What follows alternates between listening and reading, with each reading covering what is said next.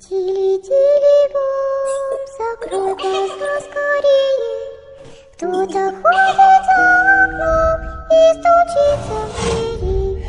Hello Spooky Dolls, good evening. Before anything else, gusto ko sanang batiin lahat ng mga OFW at mga Filipino immigrants, pati na rin po yung mga Pilipino tulad ko na nandito po sa Pilipinas at yung mga taga-ibang dimensyon at taga-ibang mundo na tumatangkilik at sumusuporta po sa Dolls and Spooks. I hope that you're all doing well.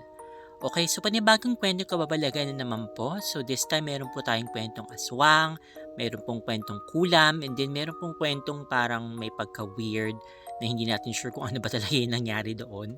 Pero anyway, I hope na magustuhan po ninyo lahat ng mga stories na aking napili na basahin para sa video na ito. So without further ado, sit back, relax, and enjoy.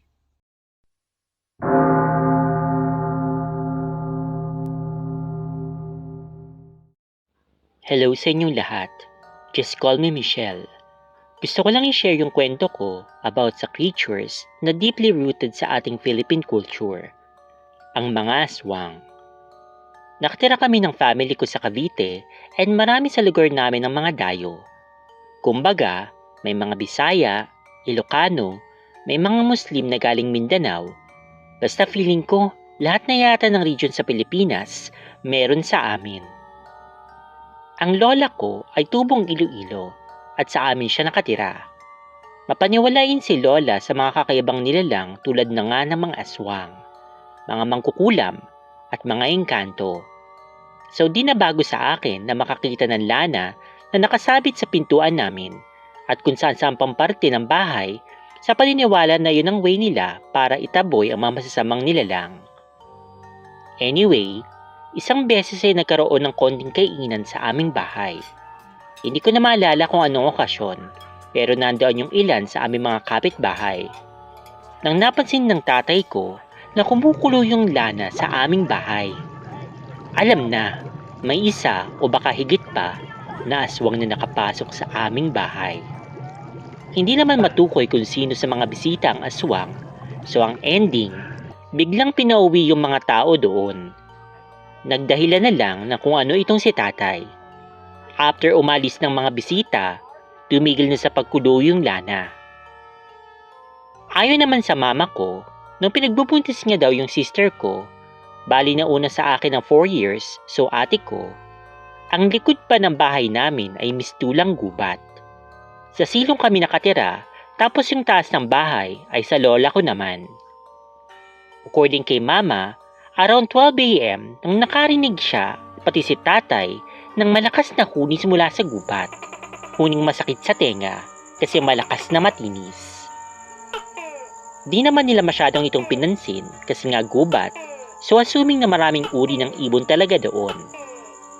Humiga na sila mama sa higaan nila at katapat ng kama nila yung bintana na jalousie pero may konting siwang kasi nakalusot yung wire ng TV. After 15 minutes simula nang marinig nila yung huni, nagulat na lang si mama kasi may narinig siyang sobrang hinang tunog na mistulang huni ng butiki. More like... Pero iba pa rin. Sabay pa napansin niya na gumagalaw din yung wire ng TV. So nag-assume na nga si mama na butiki lang yun. Pero parang kinukutaban na siya ng masama. Kaya kinilapit niya si tatay, sabay sabi ng, "Uy, narinig mo ba?" "Oo, huwag ka nang maingay. Butiki lang yun." Dismissive na sabi ni tatay. Hanggang sa yung huning parang butiki, unti-unting napalitan na ng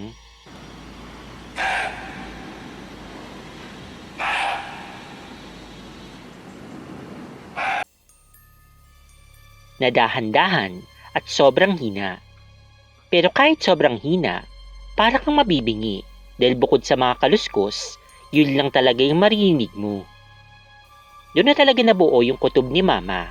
Baka daw inaaswang na talaga siya. Kinilabit ulit ni mama si tatay na may kasamang kurot.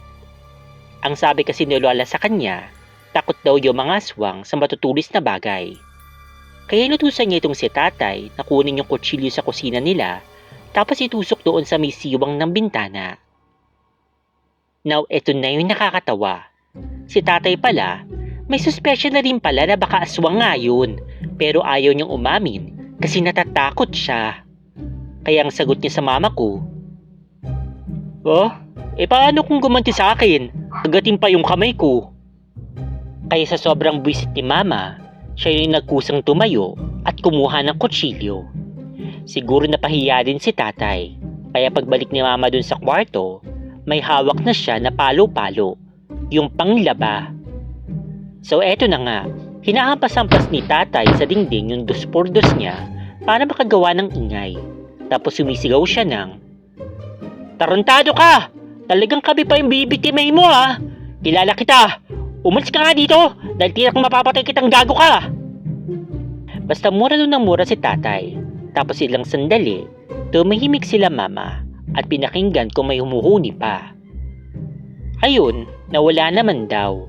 Pero nag-iingay yung mga aso and after a few minutes, humuni ulit yung ibon. Pero malakas na huni na masakit sa tenga. Kinabukasan, sinabi nila kay Lola yung nangyari. Sabi naman ni Lola, kaya daw pala parang may naglalakad ng paikot-ikot dun sa bahay nung gabi. Pero hindi niya daw pinansin kasi inakala niyang pusa lang. Mula noon, lagi na si mama nagsasaboy ng asin sa paligid ng bahay bago magtakip silim.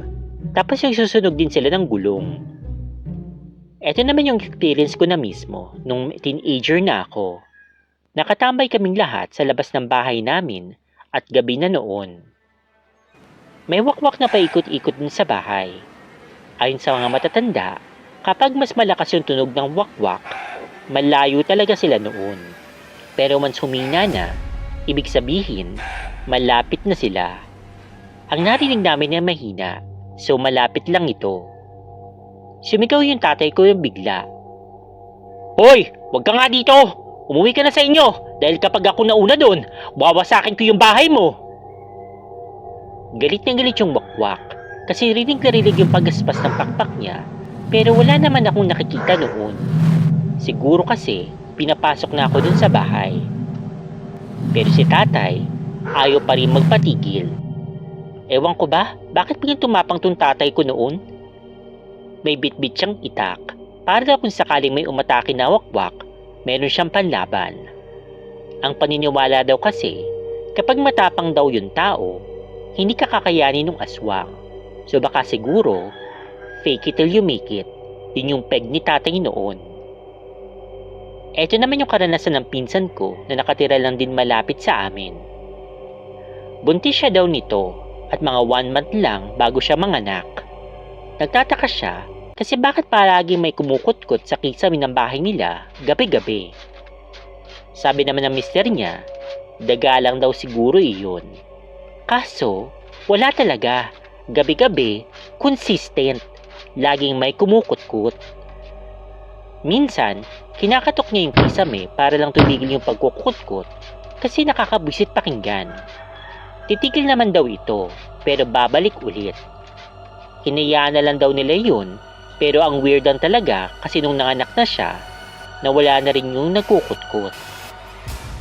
According din dun sa cousin ko, meron matandang pumupuri sa kanya every time nalalakad siya palabas ng bahay nila. Kesyo, ang ganda-ganda daw niyang magbuntis. Siguro daw babae yung pinagbubuntis niya, tapos gusto nitong hawakan yung kanyang tiyan, pero ayaw daw niya. Umiiwas talaga yung cousin ko. In the first place, di naman nila ito lubusang kilala kahit mukha itong friendly. Kapag lumalabas siya ng bahay, lagi siyang may daladalang asin at bawang sa kanyang bulsa, tapos pati bala ng baril na nakabalot sa isang telang pula. Sa awa naman ng Diyos, malaki na yung anak niya ngayon. Eto naman ang last. Kwento naman ito na kapitbahay lang namin.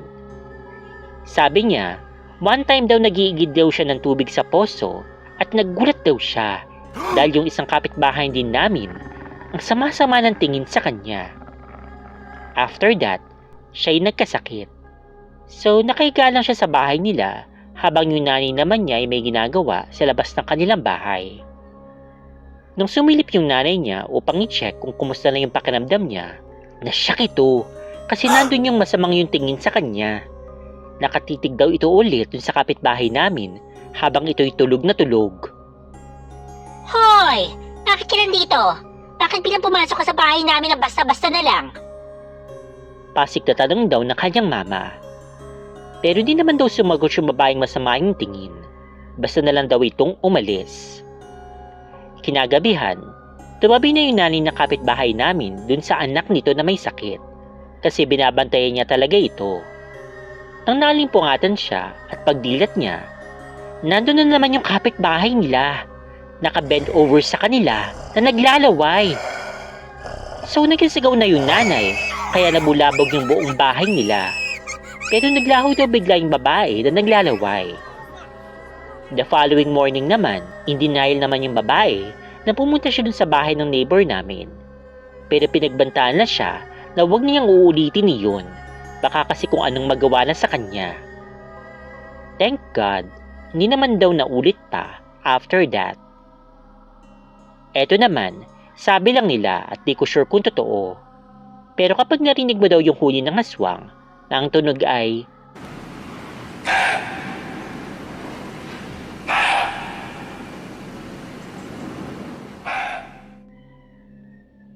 lalaki daw yung aswang. Pero kapag naman daw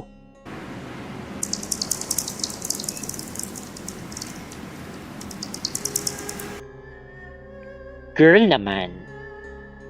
Hanggang dito na lamang po. Maraming salamat sa inyong pakikinig.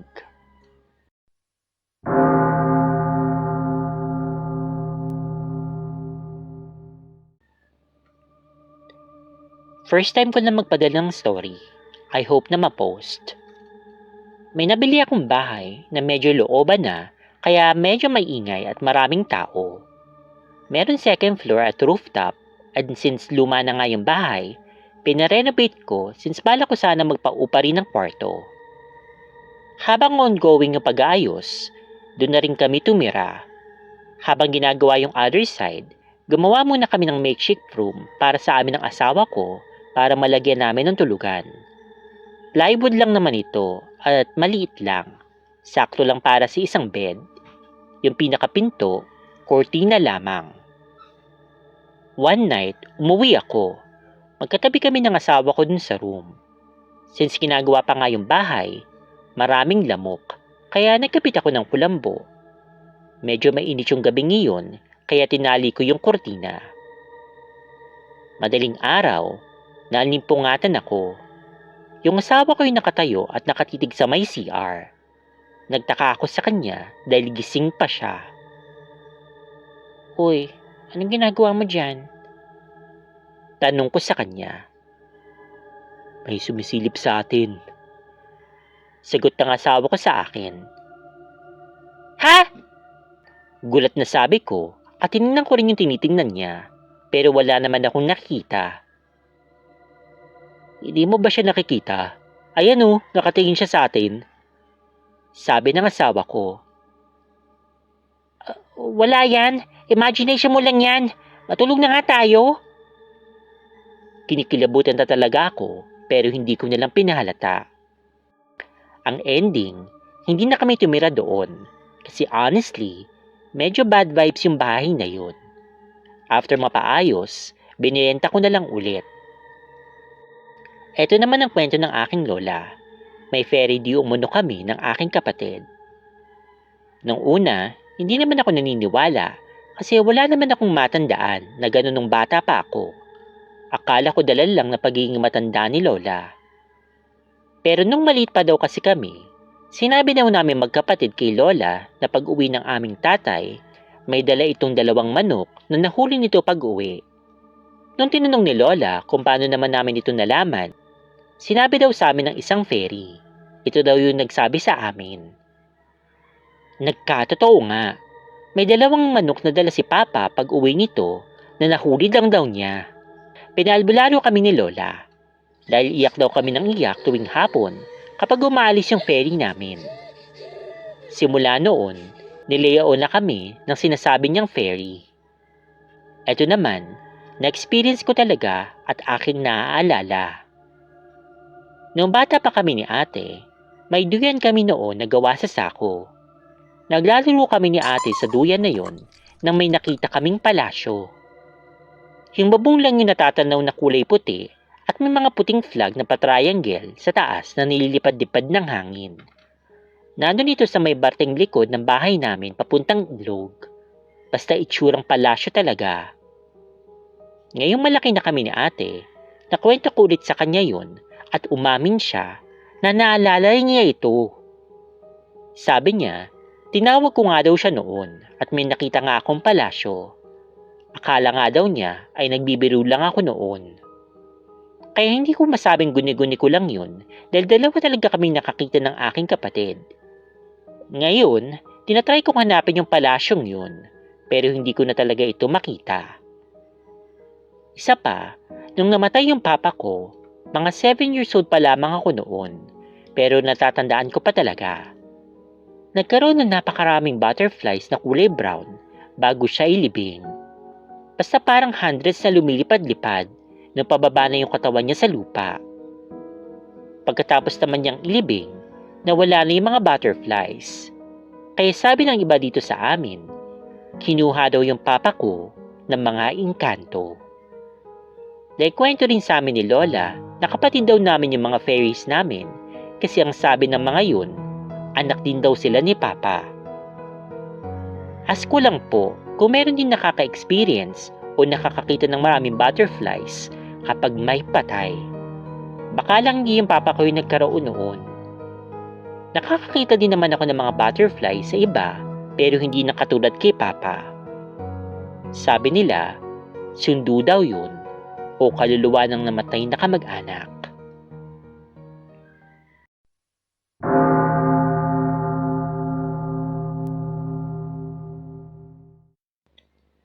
May isa akong pamangkin na anak sa pagkadalaga ng ate ko. Malusog naman yung bata, pero nung nag 8 years old na siya, doon na siya biglang nabinawian ng buhay.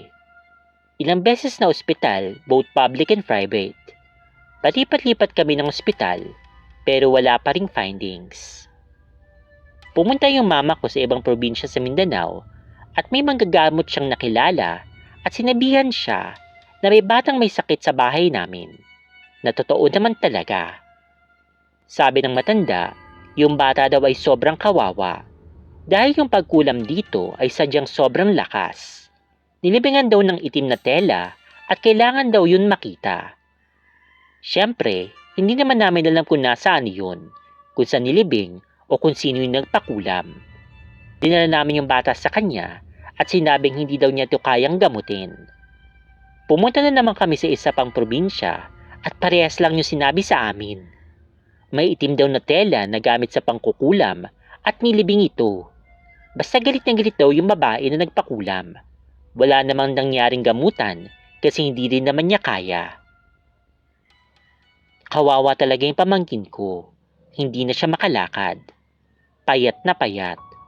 Palagi na lang ito nakahiga at ang sakit na marinig na gusto niya na daw mag-aral kasi nauunahan na siya ng mga kaklase niya.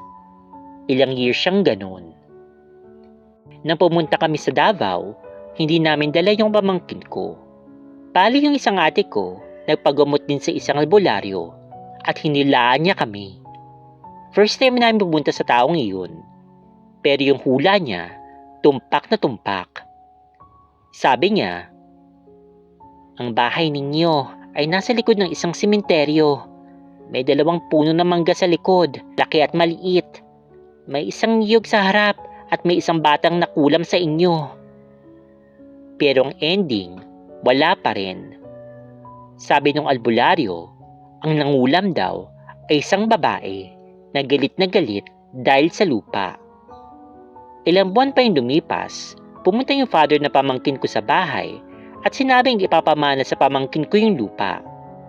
Pumunta kami sa iba at dito kami nagulat ng pare-parehas. Sinabi ng albularyo na pahiran ng lana yung katawan ng aking pamangkin. Lumabas nga doon sa kanyang katawan ang kulay itim at mga puting bato. Nagpabalik-balik kami sa kanya sa pag-asa na mapapagaling niya yung aking pamangkin. Pero wala pa rin. Lubaypay pa rin yung aking pamangkin. Hanggang sa tuluyan na siyang namatay. Hanggang ngayon, hindi pa rin namin alam kung sino nangulam sa kanya. Okay, so yun na nga pong ating mga stories para sa video na ito. So ating pong i-discuss yung bawat sa mga stories po na ating pong binasa. So dun sa first story regarding nga po sa kanilang mga experiences at saka experience po ng mga kapitbahay nila, ng kamag-anak nila regarding sa aswang. Kasi nga sabi nga nila marami nga po mga tao po sa kanila dun sa Cavite, mga nagaling sa iba't ibang parte ng Pilipinas. Okay, so hindi natin masasabi talaga na puro mga taga Visayas lang yung mga naging aswang o may mga taga Mindanao lang. Kasi parang lahat yata, parang yun na tinatawag nilang parang melting point o boiling pot ba? Basta parang ang ibig sabihin nun yung parang ang dami-dami nga sa kanila. Samot-sari nga ng mga tao, okay, ang mga nagpupunta po dun sa kanila o nakatira nga po dun sa lugar nila. So nakakagulat nun na para bang meron nga pong bumusita sa kanila, mga may parang party sila. And then isa nga doon, or sabi nga niya baka higit pa, ay isang aswang. Okay? So mahirap talaga kasi syempre pag hindi naman sila nakatransform, yung parang mukha lang sa ordinaryong tao, malalaman ba natin kung aswang sila? So may mga yung katulad nga ng Lana, yun nga yung magpapatunay o magpapakita na aswang nga o yung isang nilalang.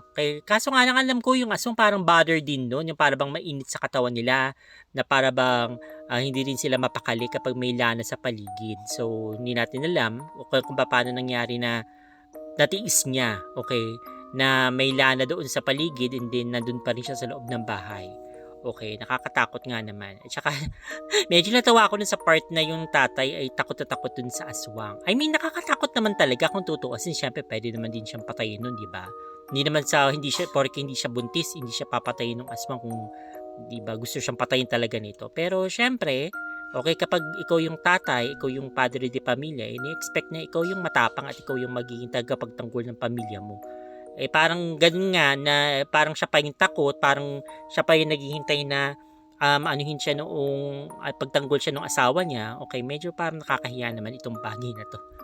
Pero mabuti naman, medyo narilim naman ni tatay yung kanyang sarili. So tama nga yun, fake it till you make it. Kung natatakot ka man, wala ka ng choice kasi tatay ka nga. Alam man, ikaw pa yung iligtas ng asawa mo. Although, equality na rin tayo, pero still, okay, bilang tatay or at least bilang magulang man lang, kahit regardless kung babae ko o lalaki, okay, dapat since may baby nga na involved dito, nasa tiyan pa lang, na wala namang kalaban-laban, so kahit natatakot ka, tapang-tapangan mo at lakasan mo yung loob mo, di ba? Ano pa ba yung, sino ba yung aasahan mo, walibang kayo nandin ng asawa mo, di ba? Anyway, doon naman tayo sa second story. So regarding nga po ito sa kanyang experiences sa isang parang haunted house. Given na talaga yon, minsan talaga kapag hindi naman ikaw yung first time na titira dun sa bahay na yun, so may possibility talaga na may nagpaparamdam nun, baka may namatay dun or what. Pero siguro pinaka talaga dun is kapag mayroong pang nararamdaman na kakaiba. Kasi sabi na nga nila, di ba, ang malakas talaga yung pakiramdam ng tao. Minsan tayo lang talaga yung hindi pumapansin o hindi natin binibigyan ng halaga o hindi natin binibigyan ng importansya yung mga nararamdaman natin. Kasi katulad yan, parang bad vibes. Siguro hindi maganda yung pakiramdam niya doon sa lugar na yun. Pero dahil na lang na, syempre nakapag-invest na siya doon, tuloy-tuloy niya. Mabuti na lang at dahil nga sa hindi niya talaga gusto, binenta na lang niya. Okay yung bahay sa ibang tao na sana, hopefully, hindi naman sila malasin doon.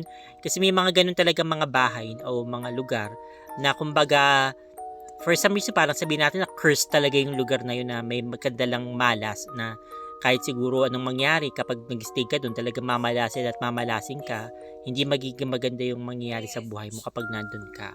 So, yun lang yung masasabi ko regarding dyan. And hopefully, okay, ako naman sabi ko nga sa inyo, gusto ko maka-experience ng ganyan. Pero pag umabot naman sa punto na ganyan na nagkakadeleche-leche yung buhay ko, o nagiging nakakasakit ako o nasasapian ko kaya minamalas kami ganyan, di rin naman ako magpapakatagal-tagal na dun. Alis din naman ako na kubaliw. Hindi naman ako magsasakripisyo ng buhay ko para lang maka-experience ng ganyan. Okay, doon naman sa pangatlong kwento regarding nga po dun sa kulam. Ngayon, may nabasa na ako before dito na tungkol sa batang tinatangka na kulamin, pero for some reason dito matalab yung kulam sa kanya. Pero dito, unfortunately, medyo hindi talaga kaya. So siguro napakalakas ng mangkukulam at talagang nakakapagtaka na yung bata pa talaga yung pinuntirya niya. Okay, may suspetsya ako kung sino yung kumulam dun sa bata. Sabi nga 'di ba dun sa kwento, anak daw sa pagkadalaga yung pong baby na to, yung batang yan. So, hindi natin masabi na yung pong asawa o yung nakabuntis dun sa ate noong sender ay baka may asawa na talagang iba o may legal wife o kung ano pa man, may kinakasama, kung ano pa man, okay? Kasi nga hindi naman sila magkasama nga ngayon, okay? So, naanakan lang siya. Okay, so kung teleserye ito, so babihi tayo ng ano, baka ang nangyari dito is parang pinakulam yung bata noong parang either yung legal wife o nung bagong kinakasama, siguro naiinggit, medyo threaten yung feeling niya, para bang insecure siya kasi nga may anak nga sa iba. So, posibleng dun siya gumanti sa bata na very wrong. Okay, mas maiintindihan ko pa kung yung pinakulam ay yung ate mismo, kung talagang manggaagaw tong ate niya, medyo inahas-ahas yung lalaki. Okay, hindi naman natin alam kung anong kwento talaga, hindi naman na-share kung ano bang nangyari nun, bakit siya naanakan, boyfriend niya ba talaga yun, may asawa ba yung lalaki, ganyan, or kung ano pa man. Pero, okay, sige, siguro maintindihan ko pa kung yan, feeling threatened ka, insecure ka, talaga ganyan, o gusto mo makaganti kasi nga alam naman ng babae na meron niyang pinakasama na to o may asawa na to, tapos pumatol pa rin, okay? So, maiintindihan ko pa, pero bakit naman dun sa bata mo ibubunton yung galit mo? Kasi wala namang kinalaman yung bata. Sinabi, nandun ba siya sa, nung time na nag-decision tong babae at lalaking ito, na gagawin nila yung bagay na yan? Malamang wala, okay? Wala naman siyang say doon. Hindi naman siya tinanong, okay lang ba sa'yo? Makarelasyon ko tong nanay mo na, may asawa na ako, ganyan. Okay? So, napaka-unfair talaga nito. So, hindi ko talaga maintindihan kung bakit may mga ganitong tao na hindi mo paghigantihan yung pong mismong taong involved, kung sino may atraso talaga sa'yo. Hindi yung mga tipong parang mga talagang kontrabida yung mo na mas maghihirap siya kapag yung anak niya nakita niya naghihirap ganyan. Okay, yung parang mas magdurusa siya ganyan kapag yung pinahirapan ko yung mas mahal niya sa buhay. Hindi dapat ganun yung na masyado ka makademonyo naman masyado. Yung na lang, okay, kung hindi ko inaano again, linawin ko lang, hindi ko sinabi magiganti kayo. Hindi ko sinasabing tama na ayan, gumawa kayo ng bagay na ganito laban sa mga kaaway nyo. Ang sa akin lang, okay, so minsan may mga pagkakataon talaga na kailangan mo lumaban, pero maganda sana daan mo na lang sa legal na paraan, hindi din mga ganito, di ba? Kasi nakakatakot naman din. Kasi feeling ko may karma talaga. Okay, pwedeng ibalik sa iyo yung mga pinagagawa mo, lalo na yung mga ganito, yung nangungulam ka. So, posible talaga na bumalik din sa iyo yan, okay? And then, eventually, baka, yung magkasakit ka rin. In the long run, maybe not now, pero in the future, ganyan. So, I don't think na pag gumawa ka ng masama sa kapwa mo, may babalik din talaga ng maganda sa'yo. Okay, pero who am I to say? Pero, para sa akin talaga, foul talaga yung nangyari dito sa bata. Kawawa naman. Wala naman talaga siya sigurong kasalanan dito. Bakit siya yung dumanas ng ganun hirap. Pero at the same time, medyo parang napaka-question din ako kung talaga nakulam itong bata. Baka naman talaga may sakit lang. Okay? Kung ano bang sabi ng mga doktor, kung ano bang meron, baka talagang mahina talaga yung bata, pinanganak siya, may sakit na talaga siya, and then hanggang doon lang talaga yung buhay niya. Okay, wala tayong magagawa nung kung talagang yun talaga yung nilaan ni God. Okay, kasi sabi ng mga iba, parang gugustuhin ba ng Diyos na mamatay yung ganitong mga pero lahat naman ng tao namamatay, lahat naman ng tao nagkakasakit, hindi ba? So, hindi naman natin pwedeng sabihin na mabait ito, bakit siya nagkasakit, dapat iba yung nagkasakit. Kung pwede lang ganun, di ba? Kung sino yung masasama, kung sino yung mga hindi inosente, sino yung mga nananakit ng kapwa, sila yung malasin sa buhay, magkasakit, sila yung mamatay, ganyan. Pero hindi ganun yung langguan niya. It doesn't work that way.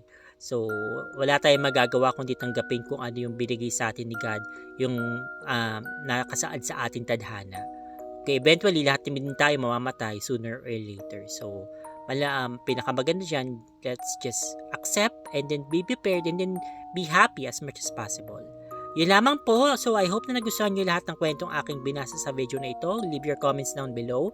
Make sure na nakapag-like na po kayo dito po sa ating video and subscribe na po kayo dito sa bagong channel natin na kwentong Aswang Kababalaghan. Stay fabulous and spooky dolls. Hanggang sa muli, kita-kita po tayo next week. Bye-bye!